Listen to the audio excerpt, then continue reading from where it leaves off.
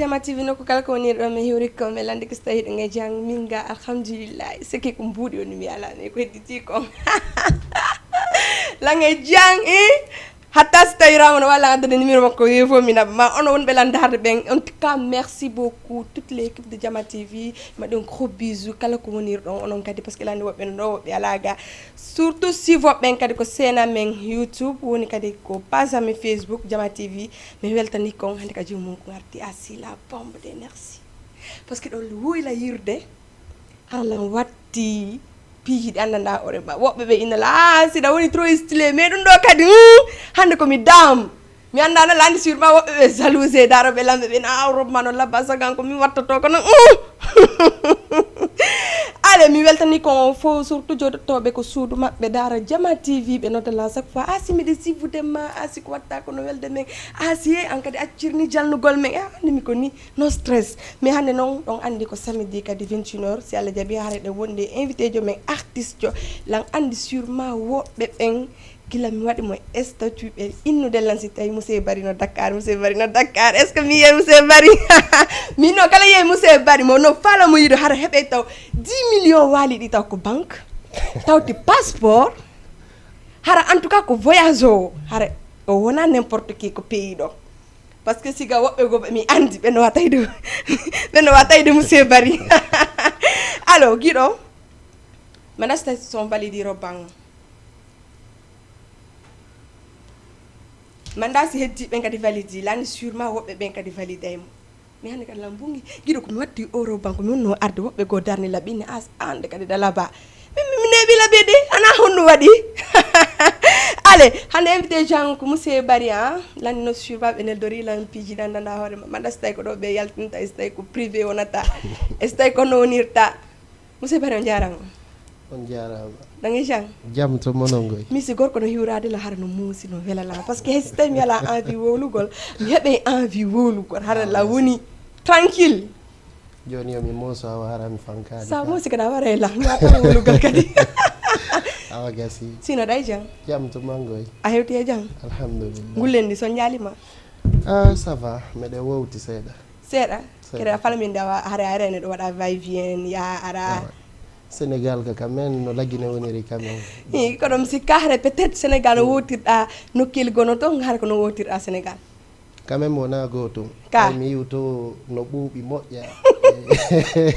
mi yewti do lan arde 27 degré 30 degré donc na goto ka ale hiwri wonbe ba sifude ben ara on fo jarama ara kadi do weltana ka émission Jama TV do merci voilà meden kamo donc hidango ben c'est un peu ça ben quand même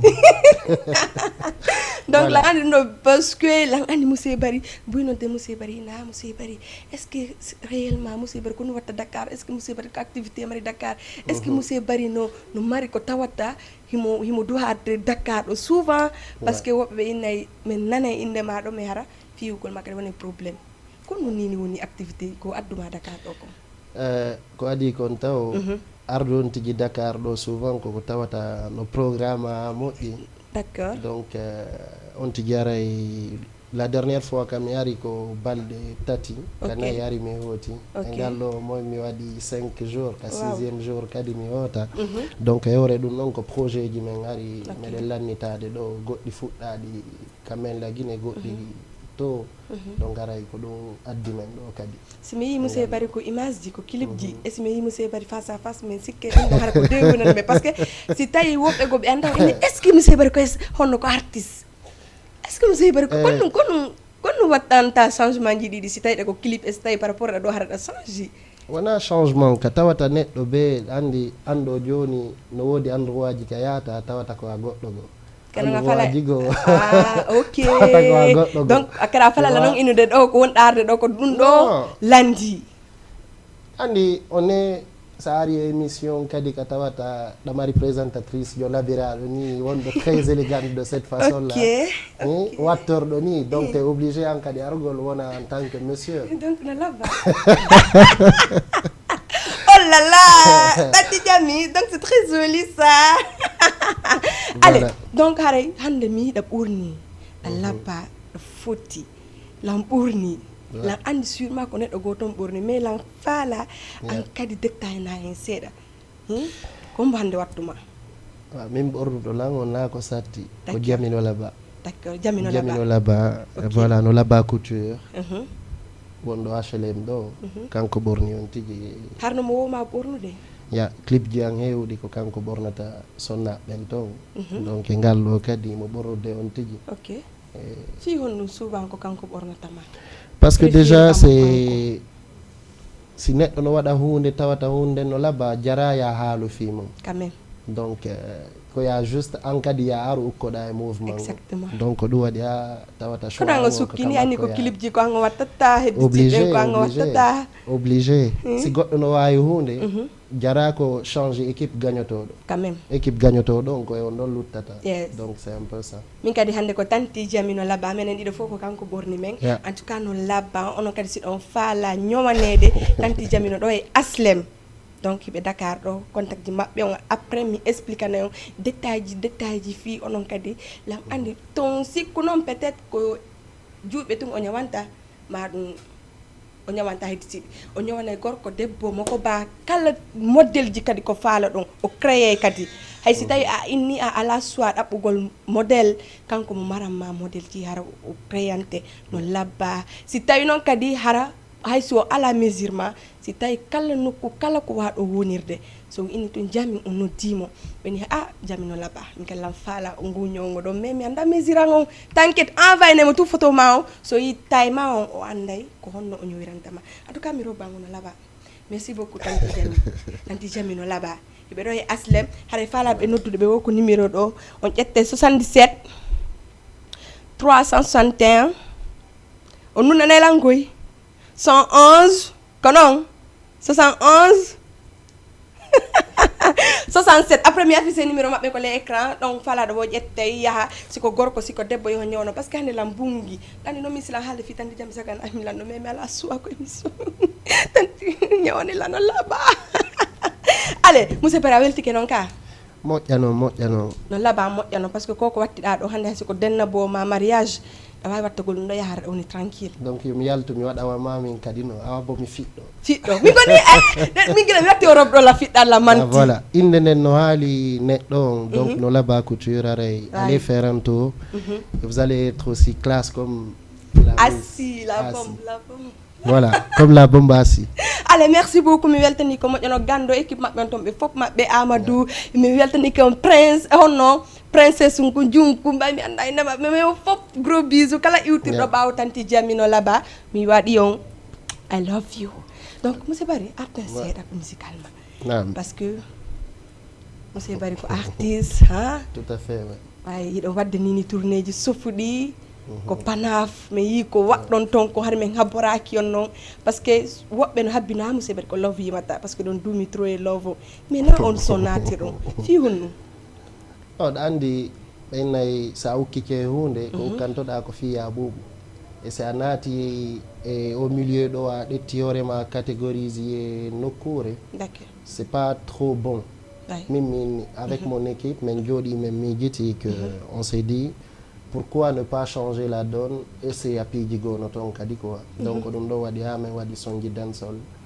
comme goɗɗi yalti e o momi naatiri ka panaf ko tawata ko son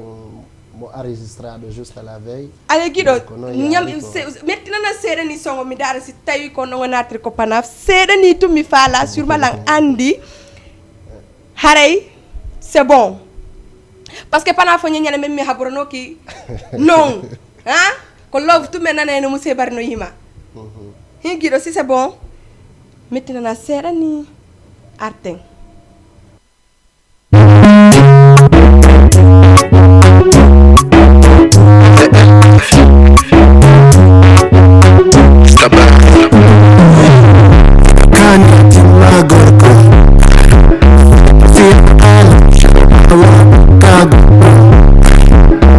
si yawadala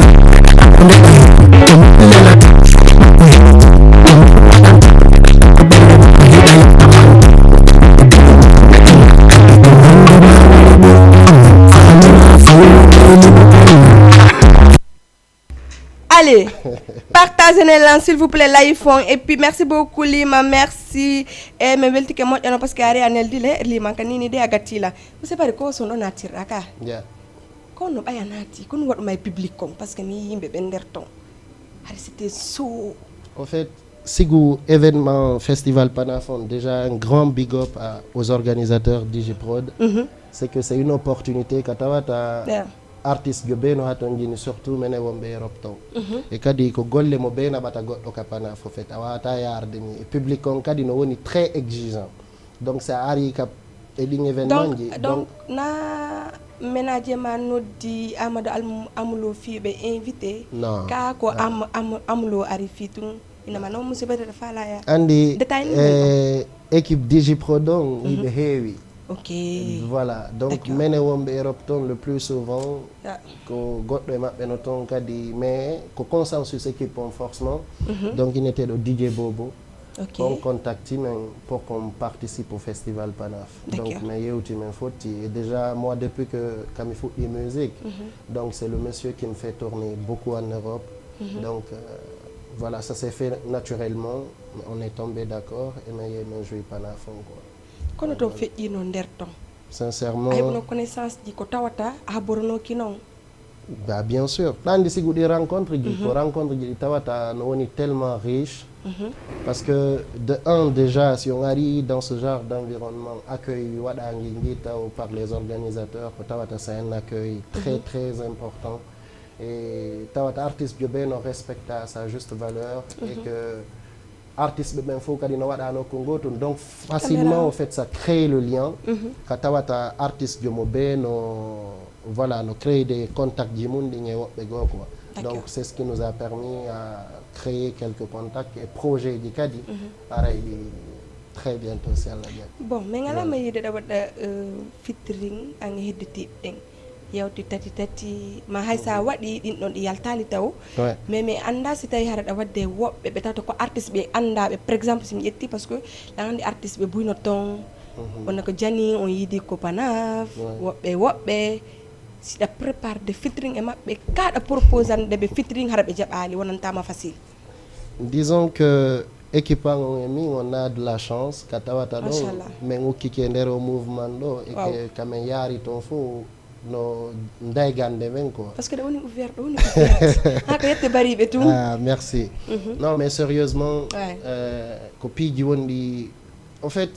aye himbe ben ka réseau ji sikka c'est compliqué au fait mais dès que on woni no ko ngoto on fuddi ke yewtude ko kambe nyang hay uditantama dambule go quoi donc featuring digo boost enregistrement déjà mais des mari projet yalto et avec mon équipe men communique yorem mais là on a enregistré plusieurs featuring digo forcément men choisi ça tes projet men yalto go kadi parce qu'on a 2 projets qui vont suivre donc forcément voilà c'est un choix à faire mais on a fait beaucoup de featuring. D'accord. Beaucoup de featuring. OK. Featuring mangi tati kono no arti. Alors, très facile parce que je profite de l'occasion pour dire un grand merci à Aïcha Kindia. Merci. Voilà, parce que on a des facilités en contact donc avec Tati. Si on a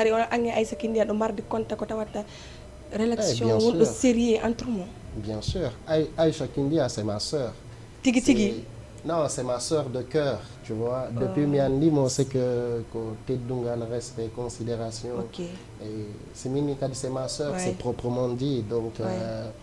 voilà, c'est une personne, Tawatamoni, présente pour moi à chaque fois. Donc, si on nous présente de ma tête en tant qu'artiste de Kankadi, si on nous dit on va alors, l'équipe on a je vais dire ça. Le premier featuring que j'ai enregistré, c'est avec Aïcha Kindia. Depuis Mfouti de musique. D'accord. Non, featuring Oyaltali. Les bonnes choses comme ça, on les garde pour vraiment, tu vois, on a un projet OK,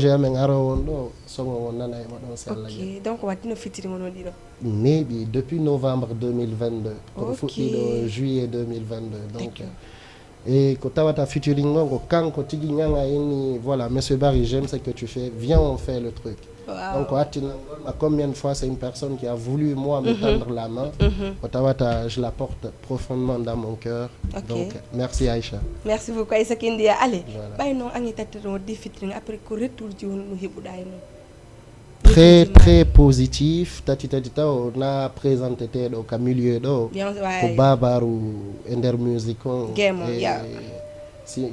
kadi hidugola men ça a été très facile mais hidu tout ngonga be ande nyande parce que c'était même pas prévu, on est directement qu'à le studio on m'a imposé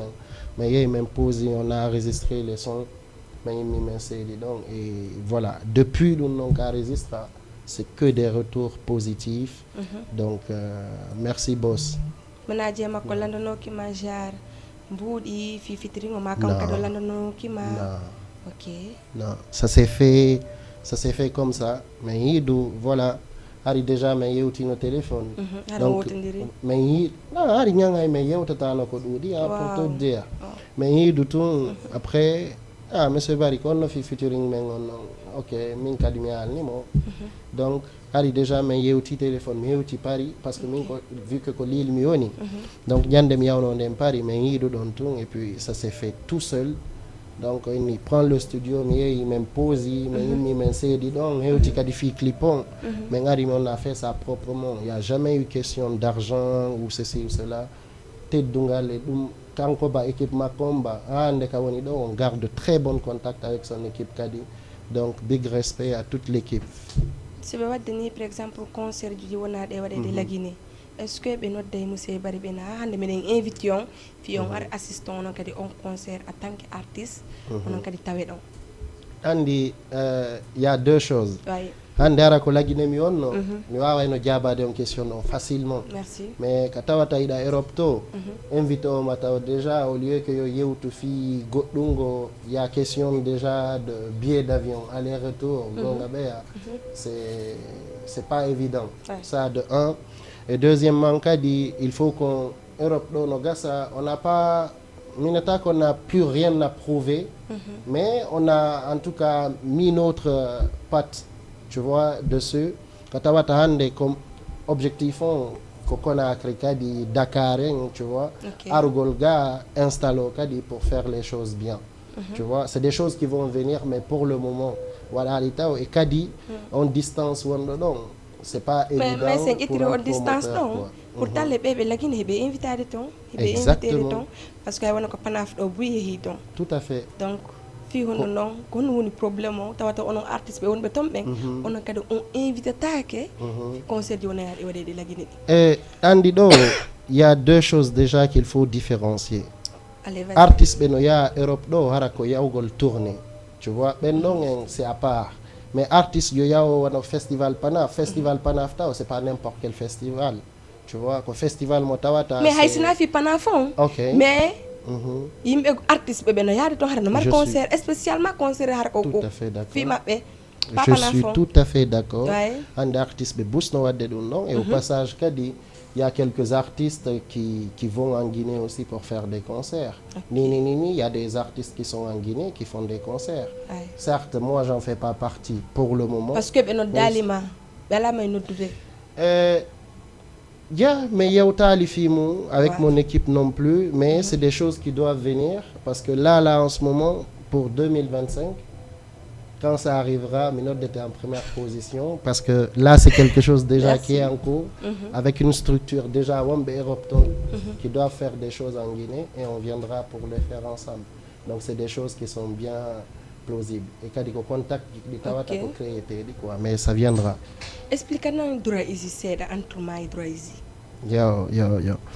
Alors Dora Easy, mes respects mon ref. Qu'il a une musique Dora Easy, parce que moi c'est la personne qui m'a invité à faire de la musique. Au Kanko Tawata Miao random Golmo visite. Comme ça il était au studio. Bon, il y a une vidéo qui comme Wadatani imitation et tout ça. Pour lui je chantais alors que voilà Minima Liminata les studios. Donc ce qui a fait que Minyamako a enregistré son. ndeñande nder Samakala wini mais enregistré 3 sons si je ne me trompe 2 sons jiɗi mais waddi men ɗiɗo e son goto momi waɗi ore Samakala donc mi ari 2 jours après mi artayno quoi donc ɗum ko janvier 2022 waɗi et tout a commencé là pour moi mais c'est mon frère quand je dis c'est mon frère lui aussi parce que au-delà des relations ko tawata iɗon mari en tant qu'artiste et tout c'est quelqu'un avec lequel tawata ɗo si waɗi une semaine ma un mois mais yewtani ñande men yewti o c'est comme si tawi ko hanki men seedi ko wama ñalorma donc c'est mon ref donc parce que est-ce que non ɓayno ganate musique on wonanoma facile dépensons yehugol studio ngol mbuɗiɗi par ce que o mama ɗo sa ala soutenance hara ɗa waɗani e ɗiɗi est ce que mi naate musique on wonan talan facile parce que mi ala mbuɗi komi dépensa surtout lagine fi hande kadi ya yimo son ma fi ya waɗa carrière musique wonan tama facile kono hari feƴƴinirenoɗa ha iwuɗa ɗo yaɗa ha hande kadi natɗa musique on min mi fuɗɗi musique déjà kami hoti Europe ko vacances mbiyatno donc na wasi tawi ko 2022 ɗo mi fuɗɗi musique premier texte momi windi on ko juillet 2022 donc ari ko vacances le kadi mi yawno lagine mais a wonno ɗo son o cartoni moƴƴo ko moment ɗon jama fuɗɗimanede ko région juɓɓe fof wonnamo challenge mi tañƴini sûrement sinon ɗon minen fof mi wannamo ɗo challenge après mais woɓɓe amen tefiti ɗo ko woni monsieur Bari ko ɗon minen min fuɗɗinoma hiwgol mais après ɗon fof a yaɗa ton a waɗi clip ji mais monsieur Bari no woodi ko manque en fait parce que ɓe inude a nanda e wonɗo artistique tigi parce que parti ko sina hara ko clip si tawi ko ménagére jo ma o inatama ya sofu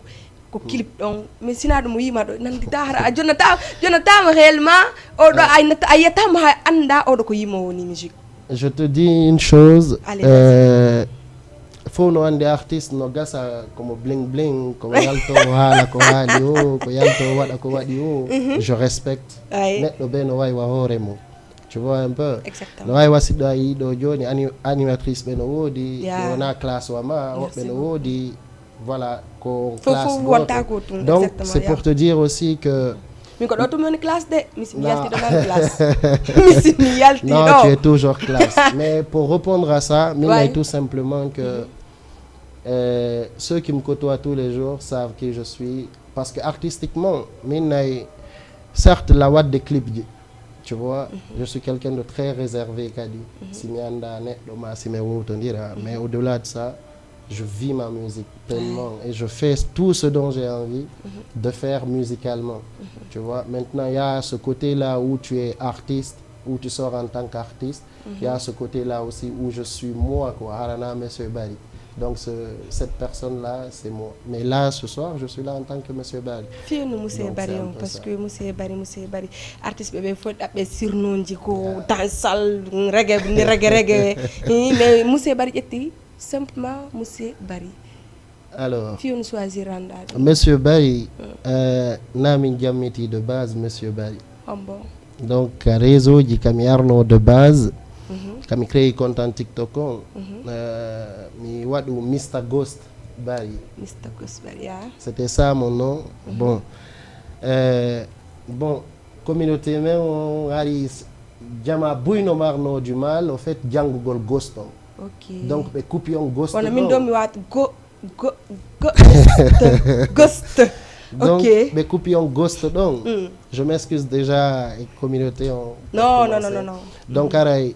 itti Ghost on, les notes de Johnny, Monsieur Bari. Ari Kamirewi au fait comme Monsieur Bari. Parce que de base, que Ghost Bari me fait parce que c'est un truc que je voulais, voilà. C'est gardé faux. Maintenant, quand il y a Monsieur Bari, ande kadi mi itti Ghost on fait mi windi Monsieur Bari. Nous non kaka réseau di ado ayo minato e musique. Et ande kadi kaminati ka musique, je continue avec ce blaze là, Monsieur Bari. Faut que nous non andi, donc on a gardé ça. Kono mi yettama hiɗa waɗa direct ci Facebook ko page ma yalta wowla détail ya piiji ɗi parce que ene tala ngala heɓude ko mettatama e fait artiste ɓe ɓen sûrement haɗa heɓude mais a yaltata wowla jamais yiya goɗɗo artiste jono waɗa validama ko réseau est ce que na jalousie yagal ma est ce que réellement hare juste ko anga yiɗa natugol woni e dettaji yimɓe ko tawata intéressant en fait hay piiji am min tigi mi natta mi yaala fi won no en tant que artiste et pourtant ɗum ɗon no duwa fi won ɗum ɗon non je te l'accorde okay. Comme ko mi haali ko nane neɗɗo be no wawi wa hoore mum min hande ka won ɗo piiji gono toon ko tawata si mi ɗo joni artiste jono yaltini ɗo projet on si welilam ɗetta mi partage si welalima si welalan c'est tout a partage ta non ha si welalima inata fi soutenance je t'explique ici quelque chose mi soutenay ko welatalan artiste ɓe gono woodi kadi si welatama ɗa wawi soutenude si tawi ko mamma andi hi oɗo ko artiste joni ça marche pas dimmoja no si gento mi alne wonde min simi soutenete ɗo joni ka émission ma ɗo d'accord ko par ce que ara elan andi ɗa wadde ko foti ko là-bas et tout ça donc sino welalam personnellement mi aray mi ɗetta mi partage je l'ai fait aussi à plusieurs reprises kam identifie ma kadi donc c'est parce que j'aime ce que je vois là si tawi ko goɗɗo go ma yiɗa non na question yiɗi goɗɗo ma yiɗa ko a yiɗa ko watta ko artiste ɓe hande no woodi ɗo ɓe gandidira mais si mi yiɗo ko ɓe watta mi ɗetta mi partage si tawi de ɗum no welama hara déjà yi ko ɓe waɗi ko no welama mais si tawi no welatama watta si tawi welatalan c'est pas une question déjà welima welali min tout simplement c'est une question ka accrochuɗa no wawi wonde kadi ara par exemple image on ni mo yiɗa on par exemple ça te plaît ou ça te parle ma musique on ça te parle plus que l'image son jigo no wodi kadi ara ko audio ji tu prends tu partages donc c'est des choses que je fais mais innugol ɗo mi ukkoto ɗo e vie goɗɗo mi nata e yaalugol mais no haysa natata e vie goɗɗo mais artiste ɓe souvent enen e yiye ɗo no lagine si tawi artiste ɓe waɗi ko tawa tan immoɓe maɓɓe ɓe welali ɓe a yiya ɓe yalta ɓe wowla mais en jamais jama o yettama hay ko réseau yawti si tawi ɗa yaltide projet ko ɗon ɓe yiyatama mais kadi communication ma ɓe yiyatama souvent a waɗa communication fi musique ma o est ce que ɗum ɗon a falaka découragé gol a wona prête e musique ko waɗanɗa wadde ko ala ko woni pré no gasa hande ɓaynayi le plus souvent fuɗɗiɗo no bewa wonde ɓuuri hay tawaɗo on a famude hande ka woni ɗo c'est pas parce que mi yaltata e haalugol ko woni no bewa ɓuuri tawaɗo yes ɗa famude goɗɗo no ukko ɗo e hunde o chofa par o immo naata e piiji ɗin hande ka ndaaru milieu ka wonɗen ɗo par exemple a fuɗɗornane innugol a andir monsieur Barry himo tun yergina miɗo hiɗuma armi mawde voilà hande ɗan ande monsieur Barry no yima ɗo par exemple mi tewi mo yimaɗa voilà donc c'est pour te dire au fait que c'est un art milieu tu apprends déjà ça c'est la première des choses et hande ka woni ɗo min nay après jangugol ngol men jangi piiji ɗi meɗen continuer mum mais hande ka men fewndi ɗo c'est que men feƴƴino a yon étape ɗo hande kadi étape ombo feƴƴu ɗon hande étape ka men woni ɗo c'est que ko yeeyugol musique momen woni wadde c'est de vendre cette image là mais est ce que ɗon golli est ce que nini koko yalti ɗo wiɗon tañƴini ɗum ɗon no wawi on naɓude ko falɗanno ko yaltinon ɗo kon par ce que souvent la plupart artiste ɓe ɓen ko ɓuuri kon son yaltini 2 clip ma 3 clip ɓurɓe ɓe sikkay peut être ɗum ɗo wawala naɓude ma mi gollana ɗum ɗo fi honɗum o wawata yaltinde hay so tawi na clip ji ma waɗa communication golle ɗe wonɗo wadde ɗen mais monsieur Barry min alama yide ɗum ɗon ko ɗum ɗo woni mais famali ɓaynayi vas-y ya boddi ko suuɗi ndi mari balɗe ga kono noon anga hande ka woni ɗo na question suuɗagol mais hande ka woni ɗo min je préfère na hay min tun là je vais parler au nom de toute mon équipe au VLF. Merci. C'est qu'on a préféré yo golle amen den haalo à notre place et aussi c'est notre stratégie de communication hande communication wiyaka ya yaltuɗo certes hande busko andi enen ɗo e nder wonɓe milieu culturel on ko anduɗen que communication ɓurɗo forude on ko communication ko arta ɗo créa bad buzz ji ma buzz tout court tu vois donc ti jarata créa ɗo buzz ji waɗa ko waɗi o nous personnellement na stratégie amen no et pourtant est ce que na ɗum no cartonata on no cartonana woɓɓe mais woɓɓe cartonata ɗe wawi ƴettude ɗo exemple ji artiste ɓe bus ɗo tu vois mi ƴetta ɗo joni un exemple sur une personne très connue ko tawata o ha toon jina e bruit ji pour aller où il veut prenons un exemple Sayfon aya sayfone bruit ji ɗo ko kanko tigi en personne kanko sayfo mo watta bruit mais non wonɓe ɓawa makko ɓe waɗe bruit exactement mais non anno ɓe ngala yide non wonɓe ɓawa maɓe hay kamɓe tigi ɓe waɗa on bruit c'est parce que tout simplement je te dis e ɓe kadi ɓe wona inde ɓawo makko ɗon exactement ça ƴetto équipe makko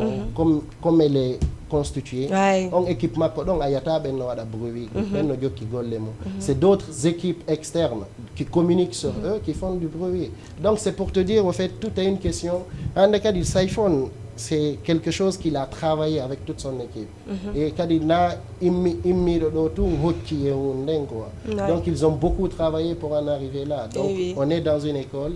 où ka tawata chaque jour tu apprends donc on est dessus et on est-ce que on préparé un équipement ko tawata hande bien parce sûr. que lan andi ay da on bruit donc parce que si mi fami ko fallayni de ko buzz ko woni wo atawaka to buzz ça dépend buzz mo wona ɗo haalede on buzz fo no moƴƴi ça dépend de comment tu l'utilises la famude buzz gi no yalta ɗo haale hoorema ma an waɗa buzz gi ɗo ɗi tawata ko buzz gi naɓa yiɗima nokkugo kono kala haala ka tawata ka naɓatala ngay nokku mi tawaka e ma si tawi noon haala kan ka naɓaylan nokkugo là je suis tu n'as pas prêt de waɗago parce que ɗum no buzz fo a assume ɗum no moƴƴe ko boni fop ɗum no ko yalti woɗa dowa no assume parce que artiste là je vais te dire quelque chose ok hande ɗo kala depuis que j'ai décidé de faire de la musique même avant depuis que j'ai décidé d'être sur les réseaux je suis prêt à toute éventualité au fait kala ko fewndi tawa on tigi no woni prêt e mum mais s'il y a une chose aussi qui reste sûre kala ko tawata miɗo andi que vraiment ittatalan e ɗo e nangue naɓalan e ɗowdi mi tawaka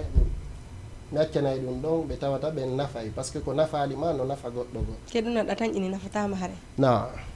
non ɗum ɗon nafatala awa wona prêt won waɗugol musique on ka andi ça dépend parce que ɗum ɗon kada tawa ɗum ɗon no doit no wadde par ce que sofa min anda réellement ko monsieur bari ni matawa monsieur bari yaltini wo goɗɗo min anda ye artiste ɓe annduɗa ɓen no gasa ɓe hiɗu ɓe yiyoton ɓen wi on que ɓeɗo no suufi ɓeɗo no waɗi ɗum ɗo no gasa ɓen on c'est leur façon de faire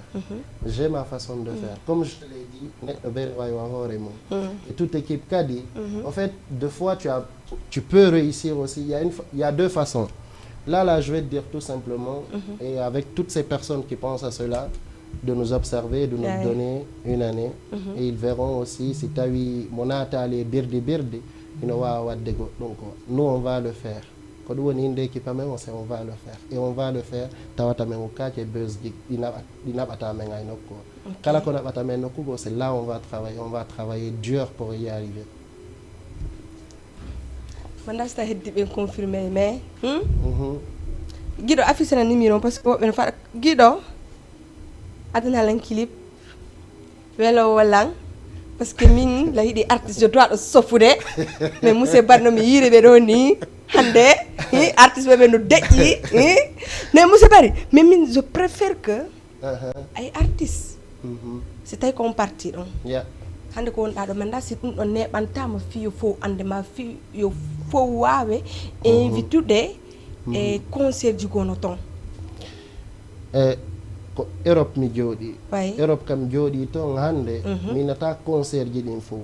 mais no fanɗi concert doguɗo ces dernier temps mo tawata mi invitaka ton concert ji ɗi mbeɗa yiide ma goyi e kadi ko naɓe lange ɗin concert ji fof ko golle annen donc e nder ɗen golle ɗe men fuɗɗi ɗon hande si men continue ore on lancé ɗon e nder une année et der 6 mois et der une année parce qu'on n'espère pas attendre 2 ans d'ailleurs et der plan de travail à main d'ici là aye men kadi kamen joata e concert ji tawata plein Conakry tawata ka kamen invita na kamen ari dey men waɗi figuration ko kamen invita kamen ari jougol c'est une question de travail na question innugol a yaltiɗo ɗa sonkaɗa a yaltiɗo ɗa naata e nduɗo ɗa naata e nduɗa non c'est une question de travail et nous on est prêt à travailler on travaille déjà et on va le montrer aussi à tout le monde très très bientôt kono yiɗa guémon guémon c'est une question de ala yiɗe to ko mettatama jar tawa ɓeɗo wata yaddude e ɓeɗo no ma heɓa ɗon artiste ɓe tawata ɓe noddete monsieur ɓere mbiɗe fala e wadde fitiri mi har kon ɓe lagine fi tun no ɓe yara ton non ala heɓude ɓe yiidata e ɗum en ko promoteur ko voilà c'est organiser non mais artiste ɓe événement antimo ji onon ɗo. ɗiɗo kadi ɗon wawi yewtugol fi wadde featuring si tawi peut être ko yo déplace o yaha ko wonɗa to waddon featuring non mais andu mi yirma ɗum ne wona peut être yewgol ma ɗum ala heɓde invitation jiya yo lagine ka ko artiste ɓe woni lagine woni welatama no haalu ko mois de mai mi lagine mais hono abonnement to na do hara peut être concert ka ma ɗum événement ji gono to kam yawno c'était pour l'événement de Aïcha Kindia pour la soutenir comme je te l'ai dit c'est ma sœur donc j'étais là-bas et j'ai joué aussi avec elle pendant cet événement. Et au-delà de ça, comme je te l'ai dit, on a des projets sur lesquels nous travaillons. Aïssa Kindia, vous avez bari artin Aïssa Kindia, Aïssa Kindia ko sœur ma parce que nous jarani ma ha déplacer que ya da événement makko lagine. C'est-à-dire qu'on Aïssa Kindia qu'on on entre mon tigi tigi.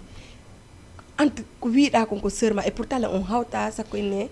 ko hawti gangal wadi dum don Aïcha meden hawti ok andi gaynata a hawti da ene do ko tawata fusongal da tawata mo be si yo yano jokki ha jumo ma ha jaka e hono hawti do ngawa joni détail na ko no tawata do yimbe den hawti ande Aïcha Kindia ka fewndi do c'est kam yandi mo taw c'est une personne mo tawata était déjà très connue qui avait des millions d'abonnés sur Facebook si je ne me trompe, et plus de 100 000 vues sur YouTube. Juste qu'à début, tu vois. Et cette personne vient te dire, moi j'aime ce que tu fais, viens on fait un feat. On a fait le feat, pour la première fois, tu vois. Et après ça, on s'est vu, et cette relation fraternelle a existé à Koundé. Bien sûr. hono may naɓde toon tigi tigi par ce que a fuɗɗi kala an kadi ɗani ko ɗon jooɗiɗa par ce que suuba andi monsieur Bari par ce que non mi kalama taw acca hakke ko naɓude Aïcha Europe ko golle makko ɗe ha ko golle makko mais à part golle makko par ce que andi ko seulement en ta o yeehe toon hara o yiidaali ya meɗen yiidude ko yeru ko yata kon pour tout dernièrement ɗo woni men wawano yidugol avec le travail avec projet ji makko ɗin donc on n'a pas pu se voir mais dans l'ensemble ka o yehi to wo men yiday mais ka wonɗa ardude ɗon mi kalama tout simplement Aïcha c'est une sœur si yeeya goɗɗo wi Karijo c'est une sœur c'est que je la porte vraiment dans mon cœur tu vois non mais neɓino nande ɗum hara kadi naɗum woni nder ton artiste ɓe buyno ɗo inna ɗo ko sœur Diani ma ko frère Diani hara non après ha yaha à la fin jama o yiida ɓe ma yiya fitiri ko ɓe watta kon nder ton koko woni maɓɓe kon tigi ɓe no yaltinde entre maɓɓe wow awa Aïcha Kindia ko ɗum ɗo woni langi ɗum a andulam bouja mamayi parce que tout simplement parce que tout non comme reconnaissante comme alantama ɗum non c'est parce que tout simplement c'est une personne que j'aime vraiment et que c'est ma sœur au fait c'est une personne que j'aime comme une sœur non parce que ça woli seron parce que yimɓe ɓe sikke peut-être hara ko miñama ko tigui ma ɗum non c'est une sœur artiste déjà, c'est une sœur guinéenne, c'est une sœur dans le milieu musical et au-delà de ça, c'est une personne qui se comporte envers moi comme un frère. Et avec ce genre de personne, tout ce qu'on a envie, c'est de la garder auprès de nous comme une sœur. Donc voilà. Si mi yaltini somi yaltini ɗo noon goɗɗum ko tawata ko ayni ko sœur ma ko waytata noon kala ko joguitiɗa hara ko concerné la min e Aïcha Kindia je t'autorise yaltin a wattalima bague de fiançailles a falno komo hari jombude ma jombitude ko waytata noon yaye mi hewti kamo mi heɓa goroje ɓe nani ale kiɗo si c'est bon ale wattame ɗo son makko on kanko monsieur Bari rapidement kilipon o daga menala fala jama o surtout ɓe tawata par ce que andi goɗɗo a yawatamo andude fof nde wotere mais yeehe jonnon mo force ko YouTube makko ko Facebook makko partout ko monsieur Bari o windi fop ko réseau ji surtout ɓe abono kadi ɓe partage ɓe like ɓe commenta ɓe tappata écran o tututu allez guiɗo let's go mi hokka mo fof seeɗa tranquille aɗa ɓe Sidi yaw yes man monsieur Bari tati ka tigi tigi fi ñande gaw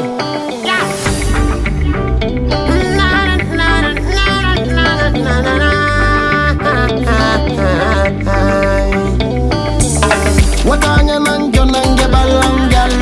mido wuri kono mi sellange min tunka tumbo jemma dewi jonange balangal watanya nanjo nange balangal mido wuri kono mi sellange min tunka tumbo jemma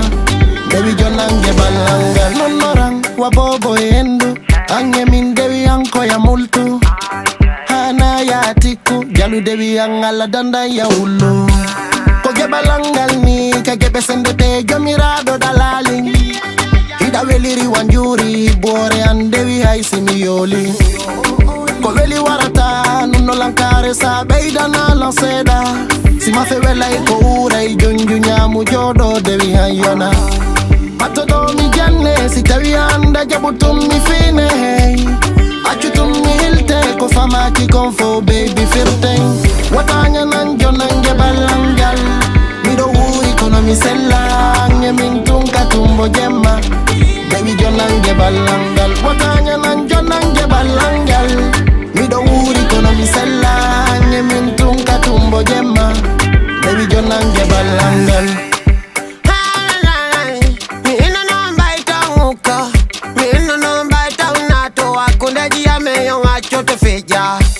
Gola me yande tontimo Odo yiramba tondarti Mi dimo kaberna totimi Oyayo arayo nel dailangonga Ando no be gaina tafui Mi ando no be baba tafui Ajiwo ajido tamnijo awa Mi jabi anton famalang Kadi fo kadi andailang Gigolangol be ajabana ilan Jama jul be goto o fighter Jogi, Sami, Acha, Gido Dada waki be saita won Koke yondo jabi jabada so temi yidi magido mi fighter dun nani oido da don bailan tamido ko fala da don bailan jogido ko to bonna kadi bailan yidi don giga mi do wuri kono mi sellange min tunka tumbo jemma dewi jonange ballangal watanya nan jonange ballangal mi do wuri kono mi sellange min tunka tumbo jemma dewi jonange ballangal nonorang wa bobo endo ange min dewi ankoyam tanti jami nyowani lang kompule ngono laba andi mi hala non atuma ma mi la waytude pade fiti padende ale ko monsieur bari ni yehe juste abonnon don ko parce que milan do andi mi ronkata surtout lienji wobbe mo hare souvent lanto lan ko monsieur bari combo yehe to wada monsieur bari abonnon don ko sen makko YouTube Facebook min ko dum do mene ko dum do me fala ko en abonno abonné partage mi jeeji yo hashtag on won balance vous do be yehe to windo monsieur bari abonno don partage on yonko TikTok wadan challenge din min asi adona lang video ji mon din monsieur bari ouais songo weli lang fitri mangi tati merci jonna honno gebal jonna gebalangal watanya nan jonna gebalangal mi do wuri kono mi sel ay ange min tunka tumbo jemma ay jonna gebalangal tanti jami jonne lang gebal mongal mi do wuri kono mi sella ateno seda parce que ko commentaire ji yey tanti onon dido kon couple parce que no mentir dabe do ni tanti jami no laba couture konon ka no laba couture merci beaucoup ay hakke ko hunji law darde tay parce que dun no déjà no ko hore makko mais commentaire ji de souvent yimbe be inne couple ji moni no laba yana do hay halaji sedaji wadi me jamarun ki famude mais tan andi goddo sina hara ontigo ko wade hor makko ko sifi wobba be wata andude parce que buyno ko réseau ji do be yitum commentaire ma vidéo be zizi expliquani men on seda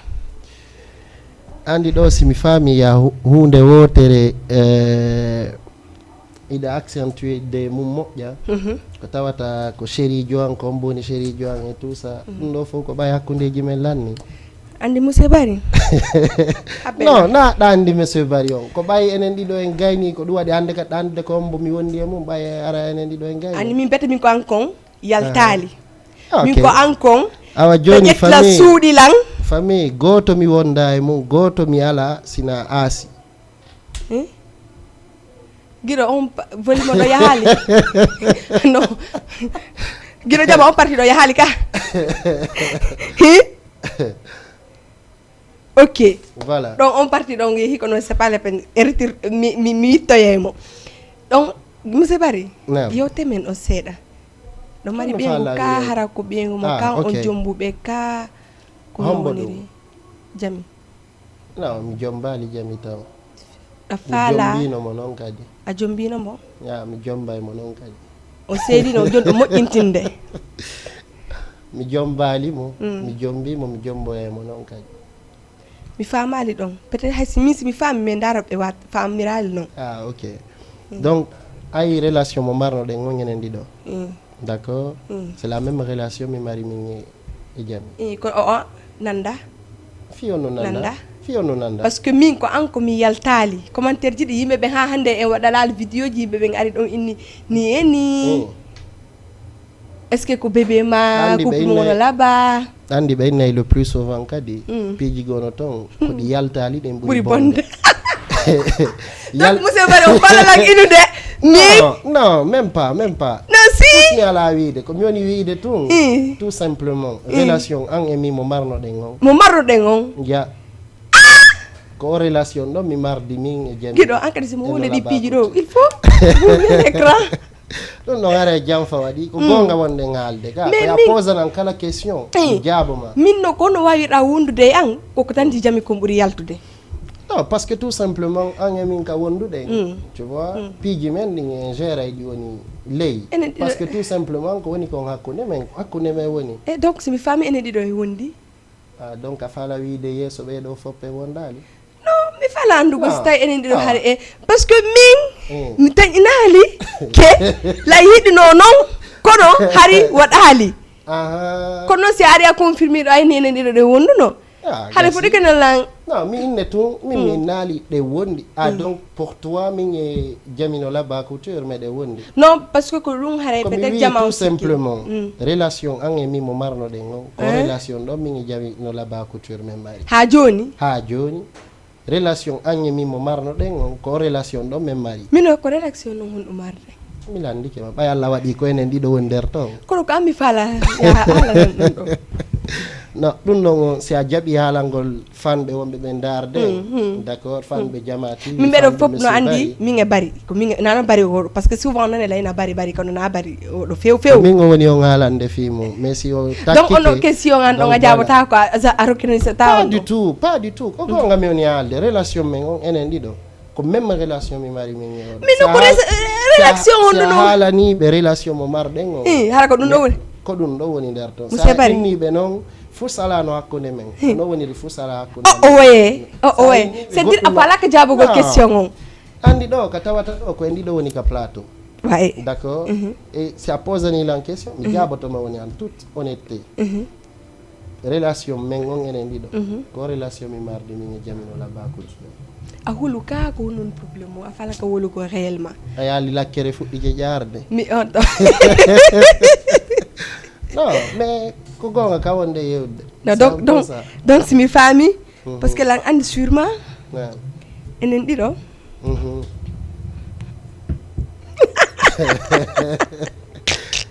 soit assuma ma inna jama o fus wonali hakkunde men comme ça si a assumi ko ɗum woni hakkunde si mi inni noon ɗi ɗiɗi no fof awano entre men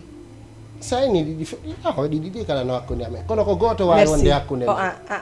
joni aniyam jaabo question ka min le ɗi ɗiɗi no fof no entre men donc haɗa c'est bon o waynaji goto mi wawi ƴettude de ko ɗi ɗiɗi fof min ɗi ɗiɗi fof no hakkunde men andi ko foti sa posani lan question koye mi jaaboma kono a falaka jaabugol on ɗon ko ɗum waɗi si ƴettiɗa question arduɗa moye an komi jaabi ko par ce que na ɗum ɗon falla yomi haalu mais ko Aïssa Kindia a jaabike tranquillement naneni a fuɗɗike haalo fi Aïssa Kindia ɗo a ari fi jamino ɗon a jaabike tranquille a haaloya fi goɗɗo go et tout simplement ka jamino laba couture o minoma tout simplement relation men on enen ɗiɗo mo marno ɗen on ko relation ɗo mi mardi ɗon mi jaɓali ɗo c'est dire a falaka jabugo par ce que ɗa andi réellement par ce que ɗa andi ari ɗen hiɗidiri ko ɗum waɗi e que a remarquali ɗum ɗon hakkude am min e jami kako on non mila fal joni misi mi inni ɗi ɗiɗi no entre men noon hara ɗi ɗiɗi no entre mon en tout cas si tawi ɗum ɗo démarche on fof c'est pour savoir ko on tomi fewndi ha joni ɗiɗa ka wonɗa change ani allez merci jono fi nini ko non préparuɗa fi musique on ɗa watte kon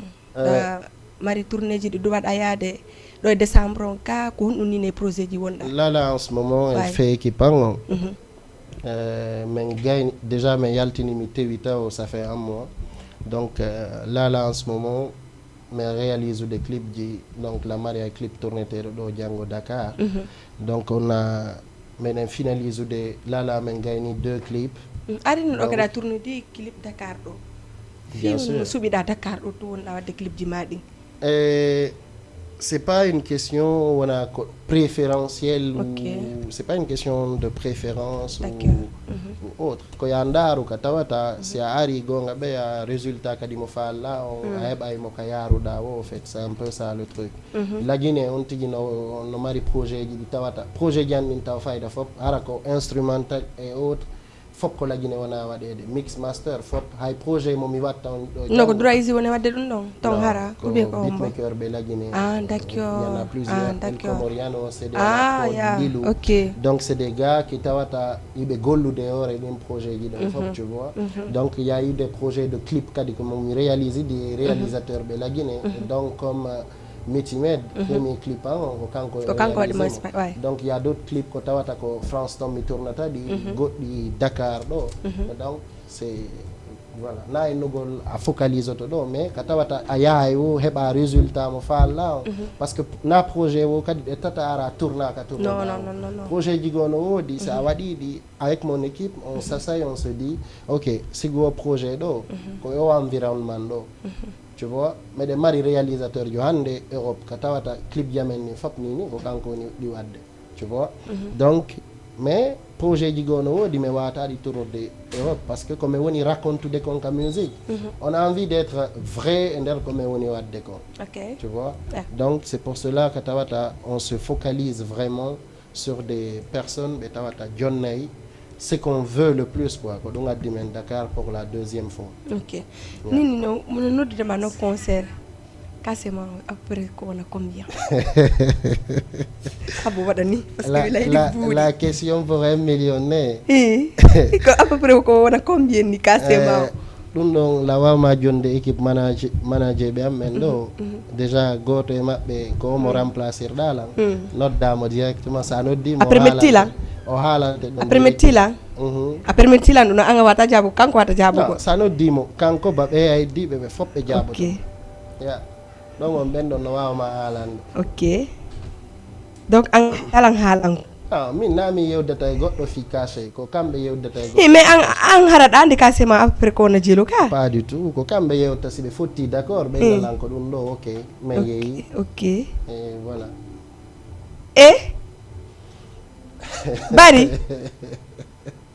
bari ko fere si mi noddi bala fe ide bari jomo woni noddude o wona min ko goɗɗo donc voilà Bari pourquoi tu m'as bloqué? C'est parce que notre blanc m'a fait moudi. Mais c'est quoi ça? Vous savez Bari quel cas ni moto na? De Bari sûrement no ka golle ni. Oh oui. So be mama mia kadi sûrement no voilà. Andi kadi décalage horaire ngakunde kamen do e ton. Donc ce qui fait que ara no ka sabe fop ni soit be occupé ma ara. OK. Wali kesino soprano kadi ma tanto soprano goddo e mabbe. Est-ce que on do langande on? Ouais. Kada sik ene musiba hada sik peut-être ko honno ko équipement fo mi jogiti numéro mum équipe on fo. Non mais parce que na wondo une personne externe. Ça aussi je suis pas n'importe qui dans cette pays, c'est vrai. Merci. C'est comme tante Jamino Lava Couture. Allez, Striker no arde le 28 décembre c'est la jabi do centre culturel Douta Sec. Donc on faut donc inviter tike jidi la andi wona joni disponible mais t-shirt di makko di kanko di woni disponible fala do cap jidi min asi la jogiti t-shirt jidi on a de lantum mi nabana on kala ko on mi livre non et puis harako o yobata livraison. Mina baden hakono mais non are kadi deuxième édition makko concert on Dakar do kadi parce que ando arino do wadino do faya andi mi ko simi yoba ba goddo mi wolé ci bu dow oui c'est donc mais ça c'est quoi ça Guido mais ça c'est quoi ça donc Haris monsieur bari mo bari takku bari o na mo se baby bari ko don dono diray no dala et j'aimais bien mi ngade mi no diri ba dun do asuda yoni mi falaka e jama wando ok mi altande kadi dis-moi tout ay bi do won be Dakar promoteur be noddu be ma invité ma do wona concert non ay balitam non d'accord mais c'est des choses qui viendront ce n'est qu'une question de temps ala kadi antantude fiya assiste concert won de wadde do ding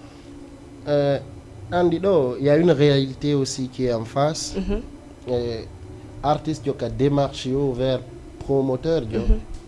c'est à l'artiste au fait de gérer tout ce qui tourne autour est-ce que d'ailleurs wano par exemple kamari Dakar do la ngari fi projet bien c'est événement do tawata c'est un événement voilà mon andi fi mon ara je me suis renseigné et tout là ouais contact de pour venir prester et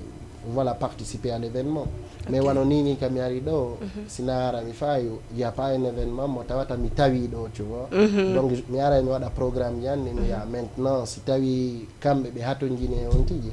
forcément ils vont le faire mais si tawi ko mene woni arde donc ara donc ko men géru kadi dimpiji do fop parce que y a tout na kay wata andi on parti donc ngor ya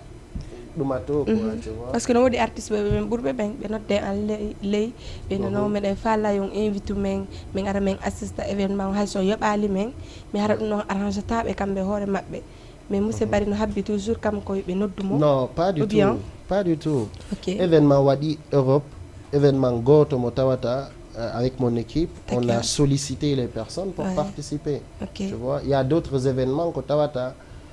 Jarali comme je te l'ai dit, moi j'ai tourné avec les promoteurs en fait, tu vois. Promoteur ben tawata il me contacte et on vient, on fait les choses. Il y a un engagement dit comme un aldicon et ça a toujours été respecté entre nous. Donc on dit prestar. Il y a l'événement de Azaya. Azaya ka yahaino Europe do. Là on avait fait nos démarches pour participer à leur événement. Mais ça a trouvé que, parce que nous, on a entamé cette démarche, Katawata, Kakafeng en fait. C'est à la fin. Donc, ce qui fait que on n'avait pas pu prester à cet événement. Quand on les a eus, c'était déjà bouclé. Parce que salle, donc c'était une salle, Katawata, tout est chronométré. Donc, voilà, il y avait, tout était déjà bloqué. Donc, on a... ko dum minno manane kala ka tawata itte men e nange men yahay mo men yahay stawi non kadi ko hunde le tawata ko sigudin pija wada di ara ko avantage ma stawi na avantage ma ara na yawgol joie fi jougol to fi nugol to no assiste concert carré jo fi ding image yo yaltu voilà pour moi c'est pas intéressant mais chaque événement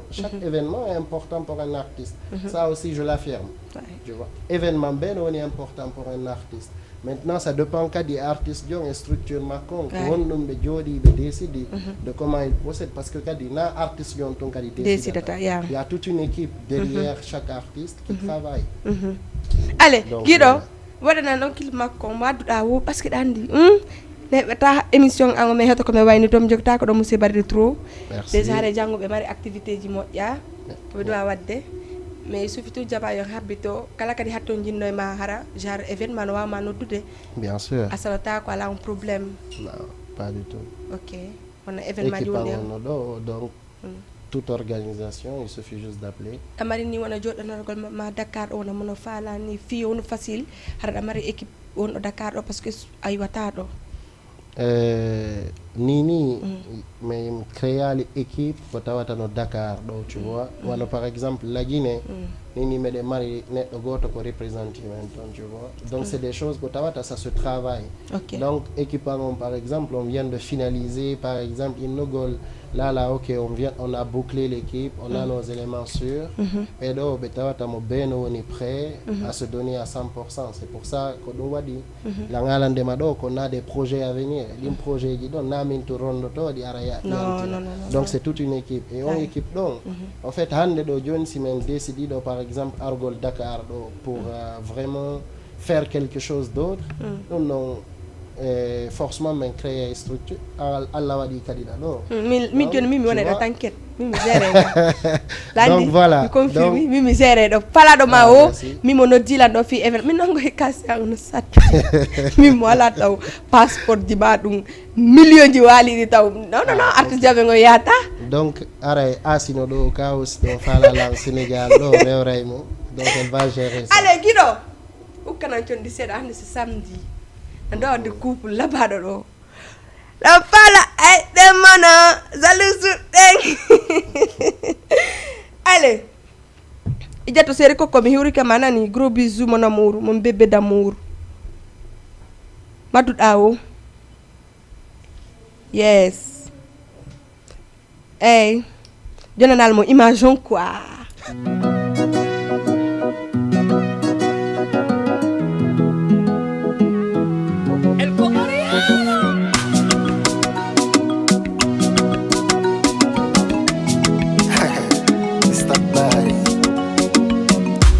Bobo jinna fui burama Siko ngari ko angemada Yoma jaudi burana lang Kike made yonila Ogido Bobo Olomto Olando Awandaremu Odon selemu Koyo wotomo Kofiang motagana Naranelamo Odomi wachaimo Koma mi mantamo Kofiang motagana Baby boo Mon dudu Mon chouchou Mon amour Sia muchiko kanye Sia feutiko jaure Sia mosiko nema Sia idiko poma Ida moji udi Ida marine di Ida buri jaudi Hebudo mawono yoni Ogido Obobo Olomto Olando Awandaremu Odon selemu Koyo wadomo Kofiang motagana Naranelamo Odomi wachaimo Koma mi mantamo Kofiang motagana Kofiang mofofata Kofiang motagana Mingom mi hebi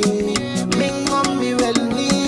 Mingom mi yoni Mingom mi balki Kaya dumi na bore Kagebe mi burnane Kafota mi mantore Koa mi mari jude gore Ngari ulaini Hodere mani fali Kedungal janna Wodi fofango mada Awandaremu Odon selemu Koyo wotomo Kofiang motagana Naranelamo Odomi wachaimo Koma mi mantamo Kofiang motagana Baby boo Mon dudu Mon chouchou Mon amour Ogido Obobo Olando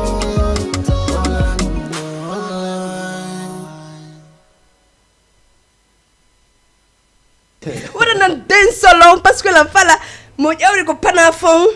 mo tatu rew la fala hulugol jama la way amugo na fi la wadi robo hi woto yejitu no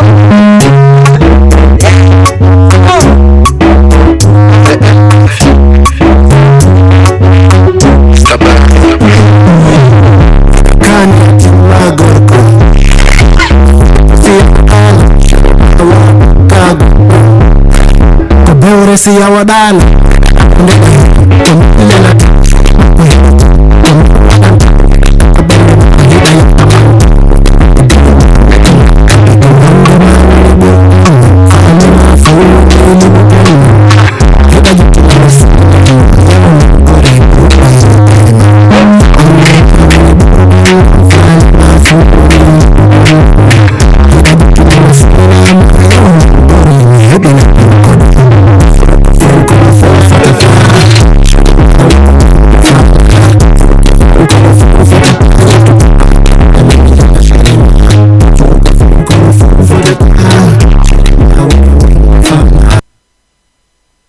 appel jidi donc andi min do sikkel artisan o woni do nodda mais ala tutude appel on kay kran han nan do c'est bon woto woni tun hara o feƴƴali hande ko émission do fo musique ay pi dum mi weltike moƴƴe non ko parce que hare do andi artiste be wona facile fiya hendo be mais bon andi tun no ton wobbe be annda hoore mabbe andite tagado et puis be andite ko lekko be wadata golle mabbe de mais sufi tun mi haltike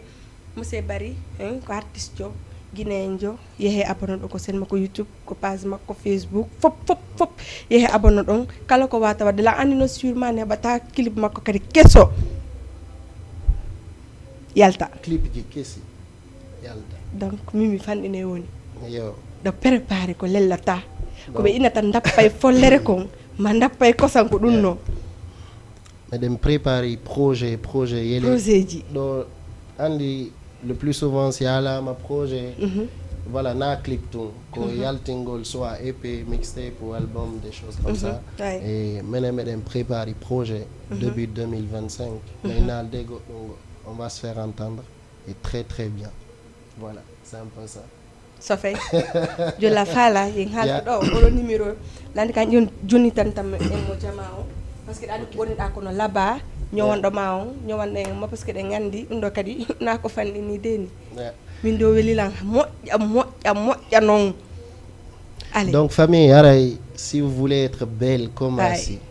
donc fala labiré de no Asi labirani voilà comme toujours déjà elle est belle mais ande kadi burtu donc aray on note d'ailleurs numéro do 77 361 71 67 je me répète 77 361 71 67 et ben on a ben Sénégal lo ara wattay plus 221 years donc aray ko contact no Laba Couture marraine Aïcha Kindia donc voilà là-bas donc préparer arrêt si vous voulez aussi être élégant comme monsieur Barry non ni trop simple non là-bas et puis dame no gonno hawri ndo di da way watta gona tranquille bien sûr la fal no be wada lam bisu kono be ndas be jabe lam wadu gol do kasi mi ngaji ko téléphone be wada lam bisu problème go yala on be wada bisu tan di jam noddu be ça lo di don joni sikka way bisu ka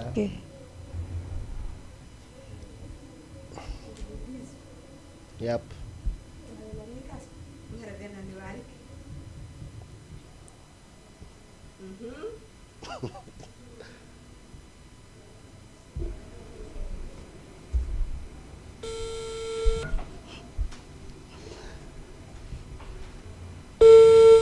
Est-ce que Odana Rebe ko golle. Tanti Jami.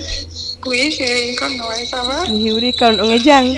D'abord, je vais bien et toi? En tout cas, mi anda stahera nini do suti men ko télé mais ko borrudan man ko no Laba. Ah, super. Hara me weltike moƴƴa non hara on kadi son confirme ni jama ko honto wondon e ko honno jodor don mono fala kadi ko hono wonirta. Ah, d'accord. Moi, je suis au Sénégal, marché Aslem. D'accord. Alors, mon numéro c'est 221 pour ceux qui ne sont pas à Dakar. Oui.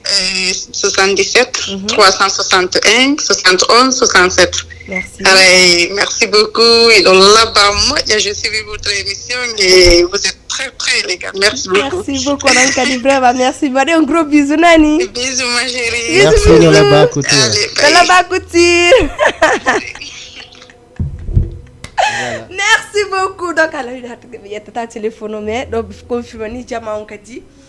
Yette tout numéro note donc fala do hay ko min so landi kala numéro ko 77 576 90 54 min ko numéro ngon non asimedia donc so noddi la mi déplacer to mi do ton na bon siko mariage kadi fala do woni gorko woni piji réception ji be ñewone on hara tenue ji création ji be créer no Laba parce que no Laba no couture ko non non andi goy monsieur Barry fayna ki ka ayetu ko tawano Laba c'est classe. Ndari mi welti ga mi ronti ale monsieur Barry hoti ko wante dum ƴettu tammande trop parce que dandi piji din wala fi et puis déplacement kadi hare ko madda ko ya jama kon wayno tortoda hare ado mi wayni to jama mi remercie à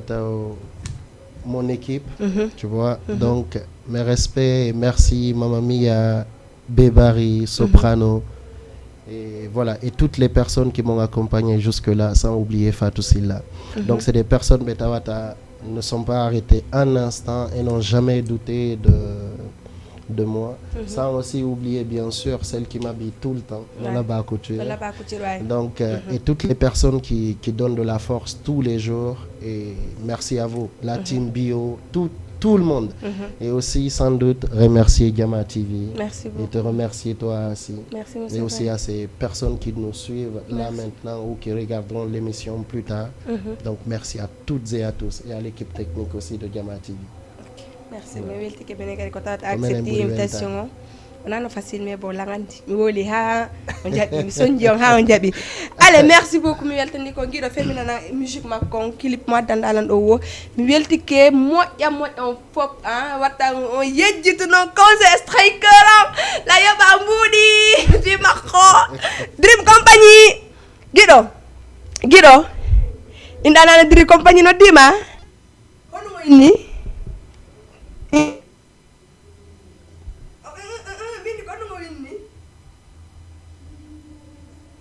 ala yobde hay pusde mi ala mbuuɗi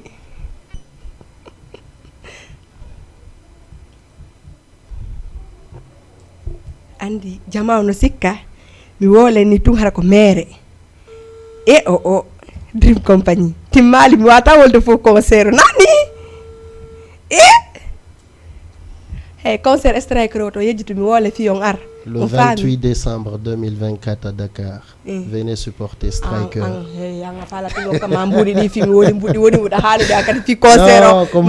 mbudi ma dim yoni haalde fi mo non vu quoi bébé en négocier.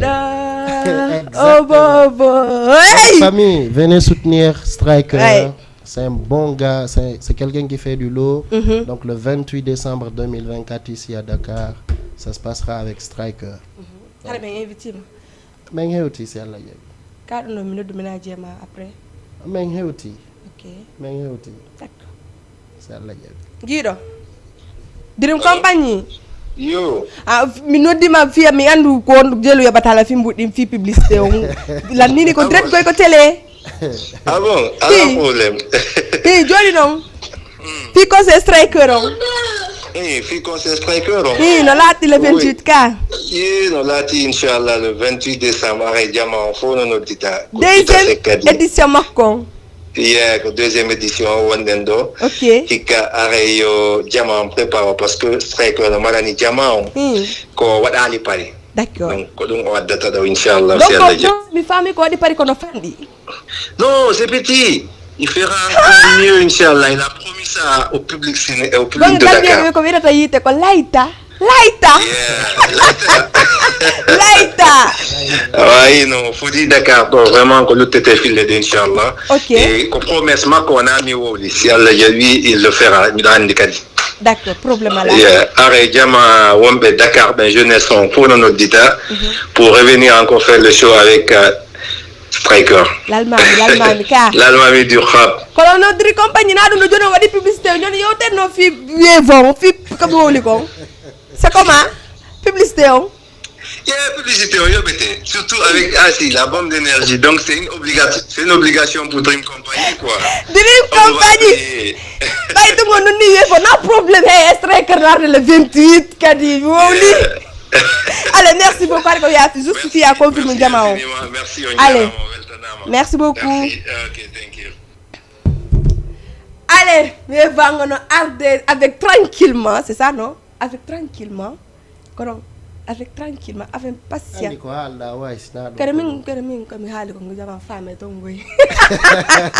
Allez, merci beaucoup. Mi weltani ko moƴƴa no tanti jami Laba Couture. Mi weltani ko moƴƴa équipe on fo wonɓe ko atelier famille on ɓe fop mi weltani ko moƴƴa non parce que ɗum ɗo weli lang moƴƴa hari aade non da ko ngade ɓoroto meɗen ko nayi. Allez, monsieur Bari mi weltani ko. Min ɓuri o weltanade. Équipe Jama TV fo bari bari Bibari, I love you Seri Kokonani. À la prochaine si Allah jabe haray ko yidan andi chaque samedi jeden de mari honno invité que so émission jigo kadi mais non mi inni wala attanden émission kadi kesso labado waawe sifondirde. Allez, merci beaucoup Rama, I love you baby. Merci beaucoup Guido Diama, c'est bon.